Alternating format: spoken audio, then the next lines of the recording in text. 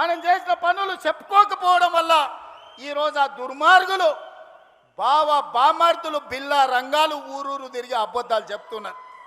వాళ్ళకి దేవుడు శాపం పెట్టిండు, నిజం మాట్లాడితే మీ తల 1000 ముక్కలై సస్తారని. ఒక్క మాట కూడా నిజం మాట్లాడు. మొత్తం కుటుంబం అంటారా నాయన. ఫామ్ హౌస్లో వండుకున్న శుక్రాచార్యుడు కావచ్చు, ఊరి మీద తిరిగే మారీచుడు కావచ్చు, లేకపోతే సుబావుడు కావచ్చు, ఎవడన్నా నిజం మాట్లాడతారా? ప్రజాపాలన పోవాలనంట, పాపాల భైరవుడు రావాలనంట. ప్రజాపాలన ఎందుకు పోవాలి? పాపాల భైరవుడు వస్తే ఏం చేస్తాడయ్యా? మా రాజకీయ నాయకుల ఫోన్లు విన్నాడంటే సరే మా మీద ఏదో కోపం ఉంది అనుకోవచ్చు. అధికారుల ఫోన్లు విన్నాడంటే అధికారులు ఏం చేస్తున్నారో కనుక్కోనికి విన్నాడు అనుకోవచ్చు. చివరికి భార్యాభర్తలు మాట్లాడుకుంటుంటే కూడా ఏం మాట్లాడుకుంటున్నారో ఫోన్లలో వినేటోని ఏమనాలయ్యా? చేత్తో కొట్టాలన్నా రబ్బర్ చెప్పుతో కొట్టాలన్నా మీరు ఒకసారి ఆలోచన చేయండి.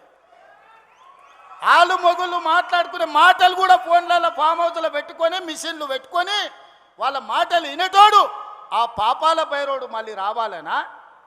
ఈ మూసి కంపు నుంచి, కాలుష్యం నుంచి నల్గొండ బిడ్డలకు విముక్తి కలిగించే బాధ్యత నాది. ఒట్టేసి చెప్తున్నా, మూసి పూర్తి చేస్తా.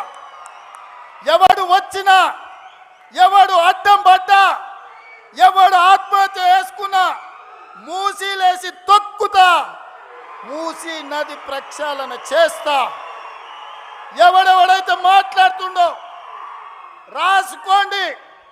2024 నుంచి 2034 వరకు 3 రంగుల జెండా ఎగురుతుంది.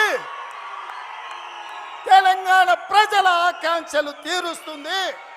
ప్రజా పాలన ప్రజల ఉనికిని, మనుగడను కాపాడుతుంది. ఇదే నా మాట. మీరు అండగా నిలబడండి సోదరులారా. జై కాంగ్రెస్, జై జై కాంగ్రెస్.